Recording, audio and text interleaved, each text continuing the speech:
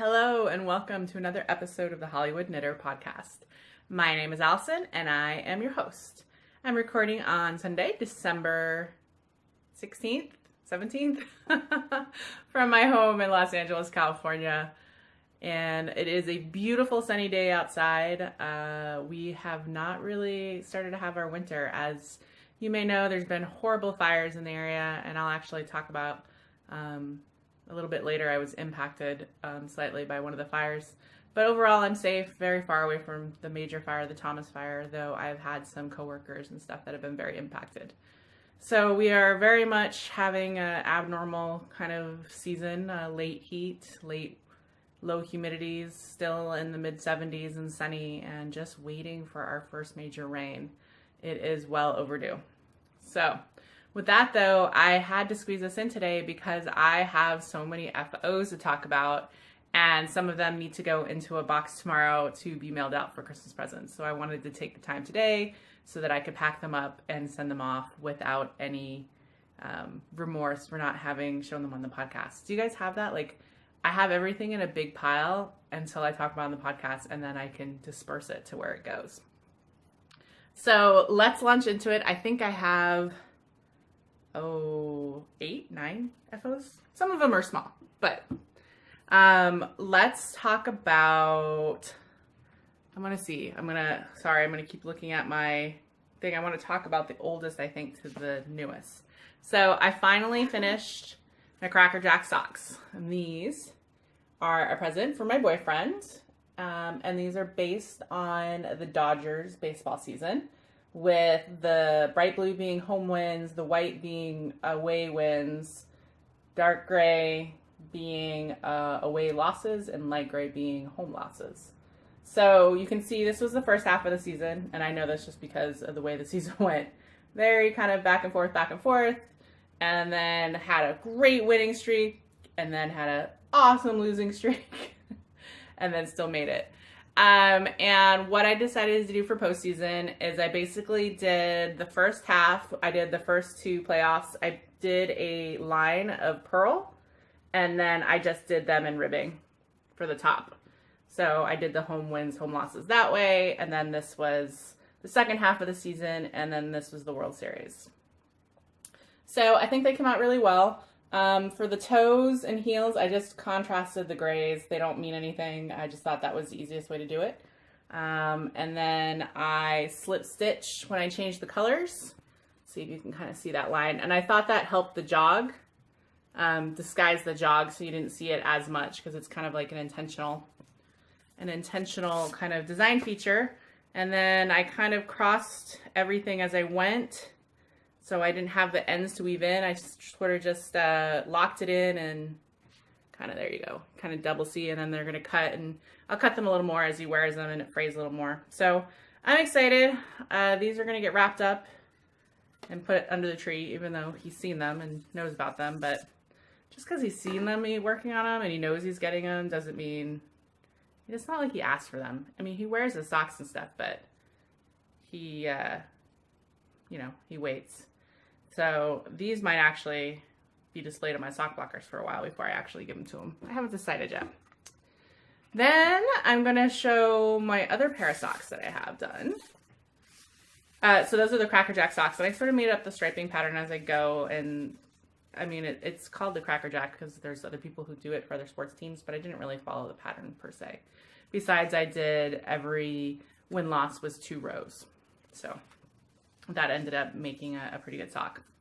This is my other one. These are the Nutkins that I started up to kind of replace the pair of Nutkins I had. I did Nutkin pattern, was I think a nitty pattern from years and years and years ago. And I have a pair of around the house socks that I wear that are in this pattern that I really like. So I thought, hey, I'll make another pair, but I'm going to end up giving these away. So these are Invictus Master of My Feet, and this Knockers 2015 colorway. Oh, the sock yarn for the last one was Loopy Use Solids, so that's what I used. The only thing I did is I did do a different heel. Let me pull it up on the other one, probably can see. It was just a heel that was on Nitty, and I'm going to put my name on it. I gotta look it up. Isn't that horrible? I didn't actually write it down. My preparation was not the most awesomest. But these socks, I was knitting on them, and they are a little tight. So I think, well, I could wear them, but I am going to give them to my mom. She gets socks. I don't know how often she wears the socks. So, of course, I didn't put the pattern in my pattern notes yet. So, 1 second. My goodness. So, I knit on these socks off and on for quite a while, like a few months. They were my purse knitting. They sort of just hung out there and hung out probably too long. These are the Keel Heel socks. All right. So the Keel Heel is by Renee Strauss, and I only use the heel part of it, but it's basically for a toe up. You kind of do a slip stitch bottom instead of like the back of your heel. And then I really liked how you did this kind of V here and then ribbed the side. So let's show on this one. So you can see the ribbing. So this is the slip stitch, and then you picked up and then did the ribbing, and also it kind of, so it is a picked up heel, but it's just from the toe up. Anyways, it was different. I thought I'll try it again, actually. I want to see how it would fit on my foot. The look of it when you see it in a flat sock looks a little odd, but because of the ribbing on the sides, it stretches. As you may have noticed, I only did the Nutkin pattern on the front, and that was because it was pulling in a little bit. So I thought I would have more room in the back just doing a stockinette back. I probably, looking back, should have done a ribbed back and just continued up this ribbing from the foot, but I didn't. So yeah, they were fine socks. You know, I make a bunch of modifications as I do with all my socks. But my mom saw me knitting them and she said they were pretty, so I was like, yeah, I'll send them to her. I try to send her a pair of socks once a year. She treats them a little too much like gold. So I thought if I, you know, send her socks fairly frequently, then she'll wear them, hopefully. So those are the 2 pairs of socks I finished, and then I'm gonna do the hats next. So I've been working on the Consulate Hat by Hunter Hammerson, and this is Dandelion, I want to say Magic colorway, Mad Tosh Dandelion, and which is a merino linen blend. And this is kind of a cool, God, it's hard to see in this crazy pattern, but you have a pulled up stitch. It's really an interesting pattern. It does show up a lot more when you do solids, but you know, I had to be different. And I actually made this for my niece who, you know, likes the girly pinks and blues, and I'm going to be sending it to her for Christmas. And this took about 220 yards. It took forever because it is fiddly. To do these kind of lift stitches, I basically had to use a crochet hook to pull up the yarn over the 2 rows. I was able to do it the first time, the first row with the needle, but then the second one I had to use a crochet hook, which made it easier, but it was just slow. It wasn't hard, but just slow. So I made it, I think I made it per pattern, maybe a little bigger, because it is, let's see if I can fit it on my head. I can barely fit it on my head. Now, true, I have a big head, but you can see it's tighter than I would wear, but it should hopefully be good for my niece, who is 8, so should have a slightly smaller head. So this is the Consulate by Hunter Hammerson. I do have to say, I thought the pattern was really badly written. Not easy to follow, not easy to modify, just sort of, it's more a recipe than a pattern. As an experienced knitter, I didn't have a problem with that, but I could see how new knitters would be a little more confused. So I don't think I've ever used her patterns before, so I don't know if this is indicative of all her patterns, or if it was just this one. But yeah, it wasn't exactly clear to me. I had to think about it, which for a hat, I didn't think I should have had to think about it that much. Anyways, the next 3 hats are just ones I've done in the last week. So I've been trying to get things cleared off my needles for the most part, though I do have a few things on, you'll see. But I also have some baby gift knitting I need to do coming up. So I knit a barley standard in Karen Simply Soft, and this is in the toddler size. So, you know, just your simple. And I did this because I had a all-day training class this week, and so I knew I was going to need some basic hats. So I basically cast on for the ribbing, and then I finished this whole hat the first half of the class. And this is by Tin Can Knits, the barley hat. If you've never seen it, it's a free pattern, very easy to make.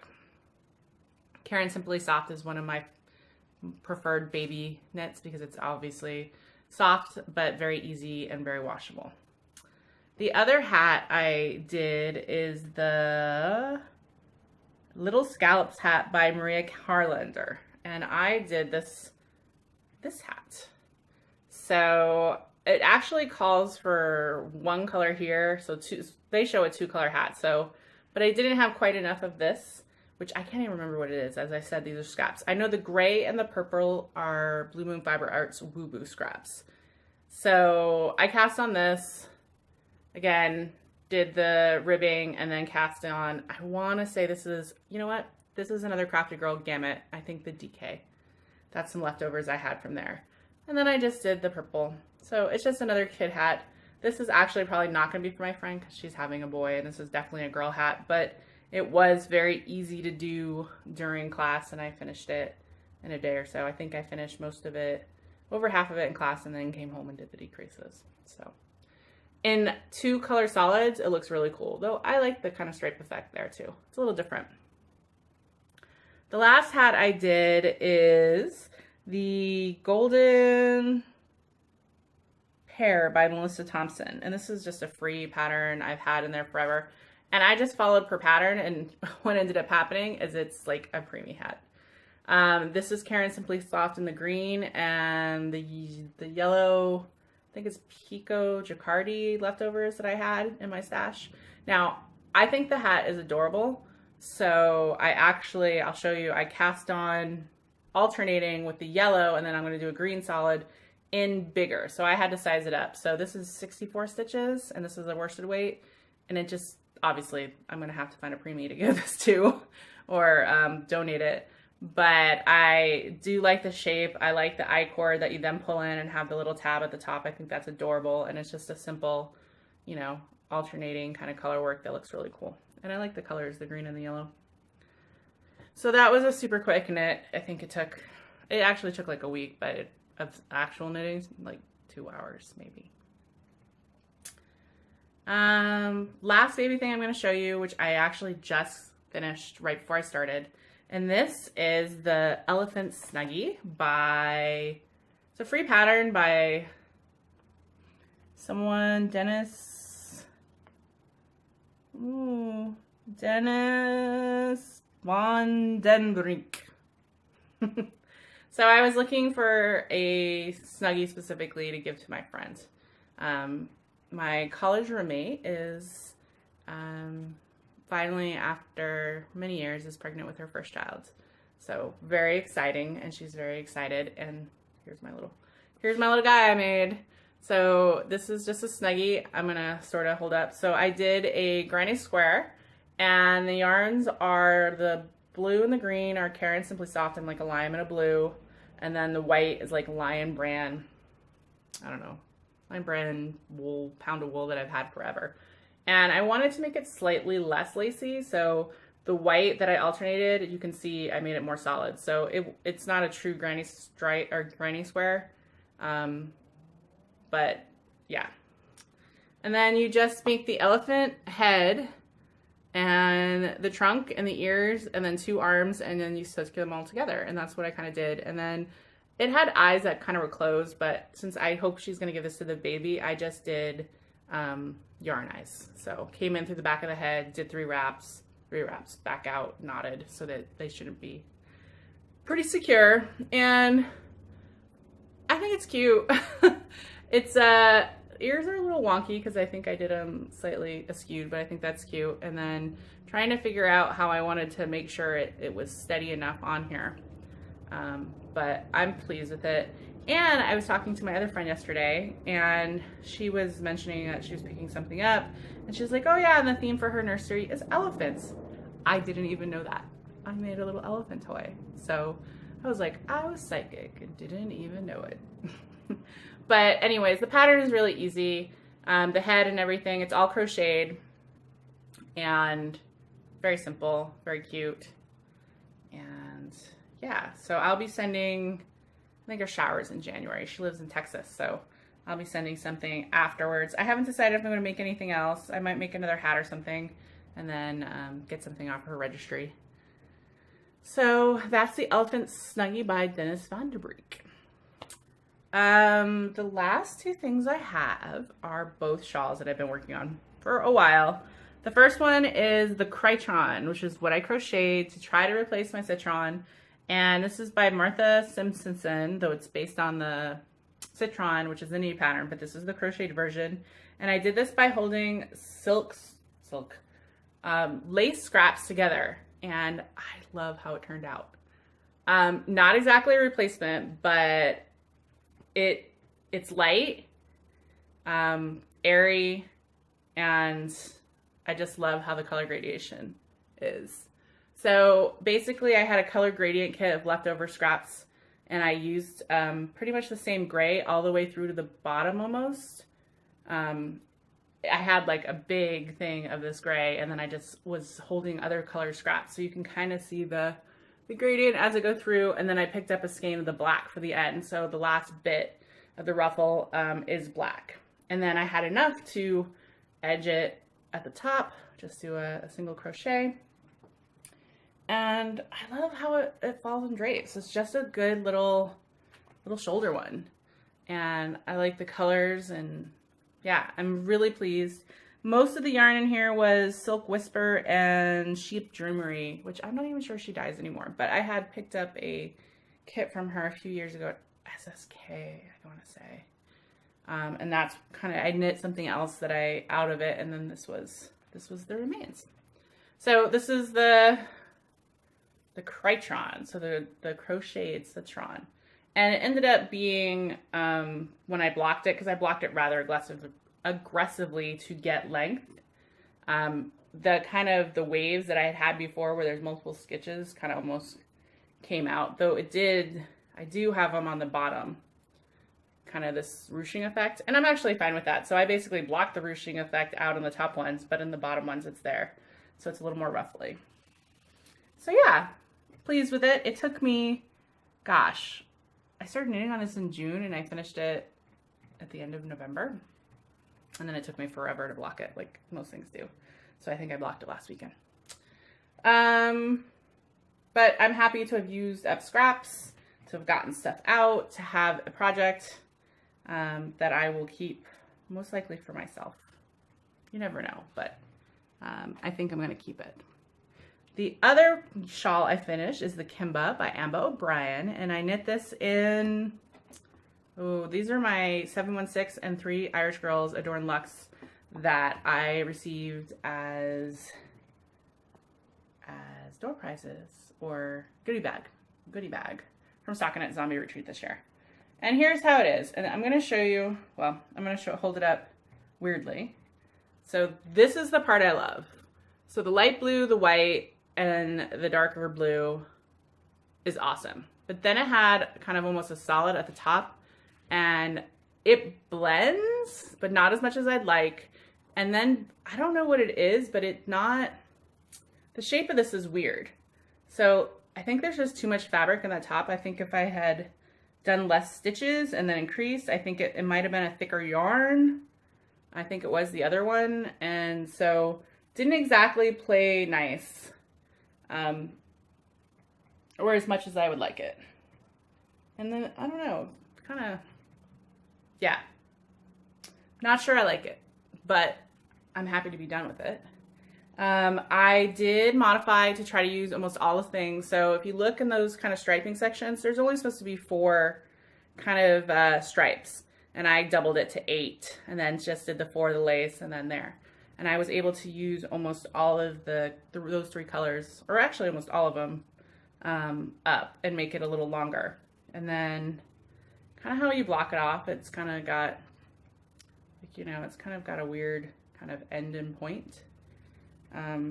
Normally how I'd wear shawls is like this, and yeah, it just is too much fabric and too odd. I don't know. This is gonna go into the gift basket, and they're not my colors anyways, the blues, so I don't know. The pattern was great. I think it's just the choice of the yarn. I think this top yarn is slightly thicker, and that kind of skewed the whole shape of it a little bit. And then it was too white. Like these three colors are awesome.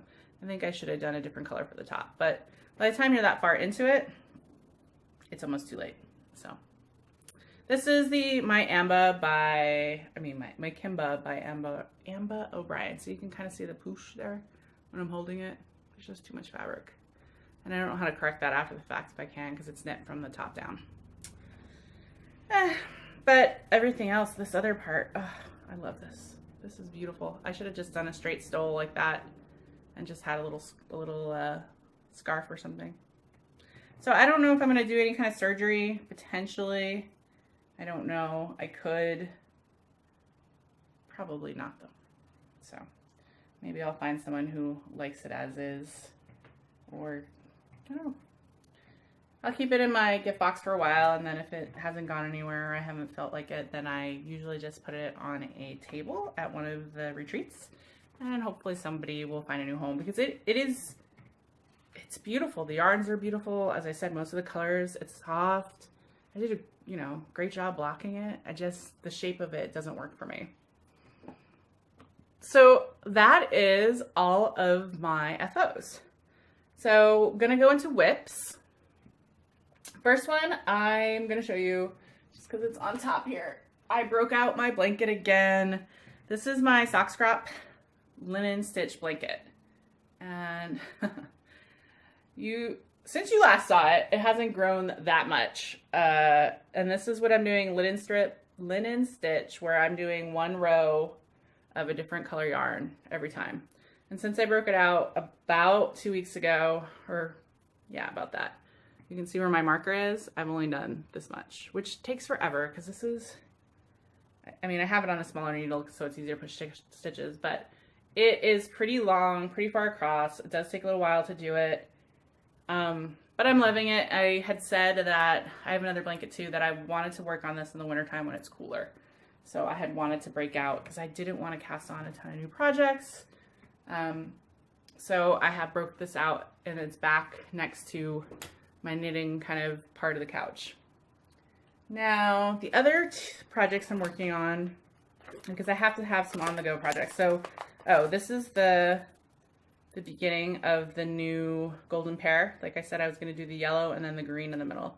And I increased by 64 stitches to 80 stitches. So, should add another 4 inches and then be like baby toddler size is what I'm going for. So this is really easy knitting, so I'm going to have it in my purse for on-the-go knitting. The other thing I cast on for is I was looking for something, and my cast-ons have been trying to go into my queue or stuff I had ready, and also focusing more on the smaller projects that I could get scraps out of my stash so that I could bring my total number down. So I had the Bautista beanie, which was the Shetland Wool Week pattern. I don't have a good picture of it, but it was a free pattern. It's the Bautista beanie, and it's by Gudrun Johnson, and it was last year's Shetland Wool Week free pattern. And it is kind of a, 3-color fingering weight hat.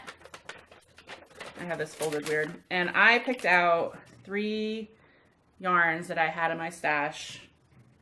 So Marigold Jen and the teal. This is, I have a sweater in this, Into the World, and this is Unknown. That's not Unknown, but I can't remember what it is. So here's my cast on. I did, calls for kind of one of the colors to start, so I did the orange and then the green, and then can barely see because I'm not that far into it, but it's going to be the gray, and so the green is going to be the color carried throughout, and then I'm going to alternate with the gray and then the orange. And yeah, so far I'm pleased with it. It is color work, so slightly fiddly, even on fingering. Always working, especially when I have thicker yarns, it's easier for my tension, but for fingering weight, it's not as easy. So I am having to adjust it a little bit as I go for the first few rows. But I'm gonna have this to kind of work on.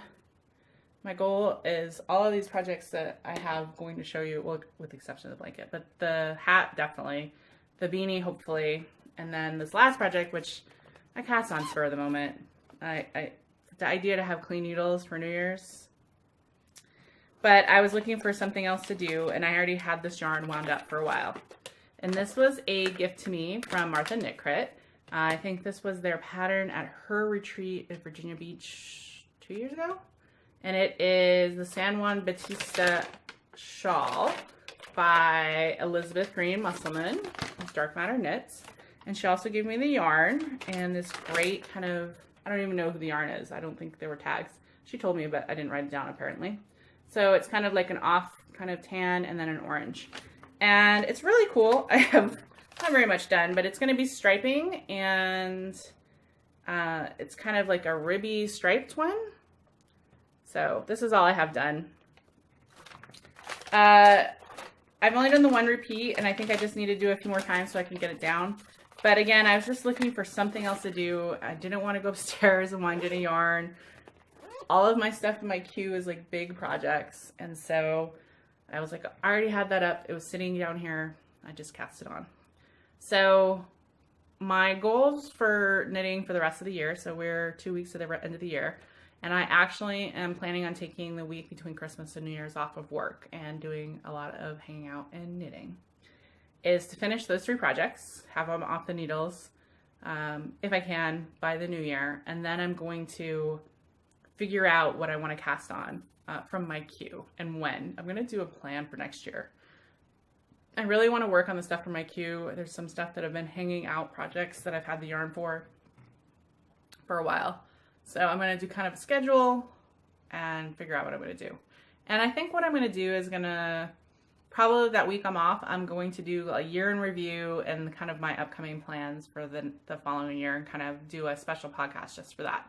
And kind of not only to tell you guys about it, but to memorialize it for myself. So yeah, that's all the knitting. It's been a lot of knitting. Like I said, I've had a lot to get done. Just a few more things. I have some stash enhancement. Sorry for the jump. My video, if I go over 30 minutes, it stops. So I thought I would take the opportunity to actually stop instead of you missing sentence. So going into some stash enhancement, because I've had a little bit, not that much though. Black Friday sale, I found it on the hole of Knitty and Color and ended up getting a set of minis and her neutral set, and it's all very nicely sealed, so I'm not going to take it out of the bag, but you can see just some really cool neutrals. And I like the neutrals. These colors pop more on the screen than I think they do in person, but they're definitely still my colors, the orange, the purple, kind of the grays. I'm not sure, no plans for this. I just she had a great sale and it fell into my lap. And then the other thing I picked up was a skein of sock yarn, and it's called Cinder and Smoke. And I just love the colors. And these are definitely going to be a pair of socks for me at some point. So that was based on the Black Friday sale. I fell down a little bit. The other thing was the Gales Art sock yarn, sock blank club. I'd joined the club for October, November, December. So since I last talked to you, I got my November and my December. So this is the November blank. Oh my God, how awesome is it? Cardinals and the pine. And so this is going to be great. Blue, white, which just pops a green. And if you don't know what a sock blank is, it's basically a knitted fabric, which I'm sure most of you guys do, but you basically unravel it. And then as you unravel it, it creates a great gradients kind of look to it. It's really pretty. And I love I love Gail's art. Gail's great. And I would usually pick up a sock blank from Rhinebeck, but because I joined this club, I didn't this year. So that was my November one. And then this was the December one, which I think is beautiful. Look at this. I love the darker kind of pinks, grays, greens, blues. I think it's going to look awesome. And one thing I like about sock blanks is I frequently sometimes run out of projects where I don't have my next stuff skeined and I'm impatient. And that's when I go to what can I do without having to do anything? And since you just knit right from this, I could pick up and start knitting right now. So I definitely tend to do my sock legs faster than some of my other sock yarn. So that was my stash enhancement. Well, let's talk a bit about the other gossip. So I mentioned the fires. The fires have been really impactful. We've had definitely impact into our quality. Where I am, closer to downtown, it hasn't been as bad, but my job site right now is up in Bel Air, and one of the fires we had was actually up there. They called it the Skirball fire. And it actually extended as far as kind of the way LA goes in those mountains is it's just a series of canyons. And so the 405 freeway goes up, and that's kind of one canyon. And then there's houses on the ridge, and it goes down, it goes down. And my job site is in a canyon called Stone Canyon. And the fire didn't make it quite that far, but the evacuation extended to the top of the ridge of where my job site was. So basically, the road that goes at the top of Stone Canyon, that way to the freeway, was all evacuated. And so I got a call from my coworker on Wednesday morning. The fire broke out that morning at like 5 o'clock, 4:30. And I got a call about 6:30 saying there's a fire in the 405, the freeways and stuff shut down, and the contractor, has decided to call off work because it could be potentially really dangerous, be really hard to get into the site, etc. And then because of the mandatory evacuations, we didn't work the rest of the week. Mainly because Stone Canyon it's very bucolic. It's a department property, so no one out from the public ever gets to go down there. We have an open air reservoir down there, and then the reservoir I'm working, which is a smaller one, where actually was open air, and my project is cover it. But it is very rugged. It is very, untamed, and there's a lot of brush up there. And it only has one entrance at the bottom and one entrance at the top, and between them is like 3 miles. So I was very happy that we didn't have to push, that we made the decision on our own just not to work, because always the problem that if embers had come and there had started burning in the canyon, it would have been very difficult. And there really wasn't, in terms of our facilities, a lot of facilities there. But I did worry about if it came quickly, trying to get out. And then also the fire department was using the lower canyon as that's how they were filling up their helicopters, because it's a giant body of water. And that pretty much is how, if you wonder when you see if you don't live in an area where forest fires are common, the retardant you see, that's a chemical retardant, but a lot of times you're just dropping water, and that water is picked up by dropping a giant straw into an open body of water. That tends to be reservoirs, obviously, or something like that. We have a few open ones dotted throughout, and they suck up the water and send it in a matter of seconds. I think it takes usually 12 to 15 seconds to suck up enough, and then off they fly. So they come in, hover, drop the hose, suck it up, take off. So they were, because my coworker went in to grab our laptops before anything happened, just so I could work for the next few days, as could he. And that's where they were pulling water from. But luckily they put out that fire. They did have some structures, but nothing like the fire that is in Ventura and now moving into Santa Barbara. The loss there is devastating. It is absolutely devastating. People have lost everything. I had a coworker who actually lives up there, and he finally got back in, I think, the end of last week. And he said it was very interesting because he lived in a neighborhood where houses were lost. And you kind of see some pictures, and it's interesting because you'll see only 1 or 2 houses gone. And he was talking about the different reasons why certain houses they weren't able to save and others they were. It has to do with building and things that are more flammable, etc. But luckily his house was fine. Still very smoky though, very unhealthy there. The smell, people can't have their kids play outside. The danger is real. And the weather conditions just have not changed for them able to get a handle on this fire. Normally, at least with the fires here, what happens is the the Santa Ana winds are the winds that come off the high desert and then come into Southern California, and they basically take the air from the deserts and push all of our moist air away to create very low humidity, very hot, very windy.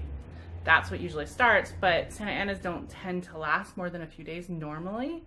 And so then the normal wind pattern, which comes off the ocean and pushes the fire back, comes back. And so you bring the moist air as well as kind of turn the direction of the wind around and then push fire back into where it's already burned. And that's how we, a lot of times, get control of the fire. And that hasn't happened here. It has just been continuing to go from east to west. And yeah, it's sad. So, yeah, if you see I'm gonna try to find some charities to donate to specifically for the victims of the fires, both the ones that have been down here in Southern California and then the ones that were a few months ago up in Northern California, because I just can't imagine what it'd be like to lose everything. Like, that's really hard. So anyways, that's what's been happening in Southern California. And as I said, I was perfectly fine, and I have another office to work at. So I was able to go to my other office and work for those few days. And right now we're back to work, and just hoping the weather is going to change and then we're going to get some rain soon, because it is really late in the year. We haven't gotten a significant rain yet. And that's another reason why all the problems are, is because normally by this time we've had some rain, and so it starts to green up again and everything isn't so dry and you don't have so much fuel. But we haven't had a significant rain, and all we have is stuff that's ready to burn. Anyways, press junket. I have very little travel plans. I have nothing concrete right now. I'm thinking of going to Vegas to see my sister in January, maybe. I have rooms for Stitches West. Like, I was able to get rooms at the hotel across the street. I think it's the Hilton. So I booked them for Friday and Saturday night, but I'm still not sure if I'm going, but just in case I have the rooms. I might go see my mom in March and go to Stitches United with her because she's a quilter. That's still a maybe. The only thing I have definite is Knockers in April. I got in. I'm good.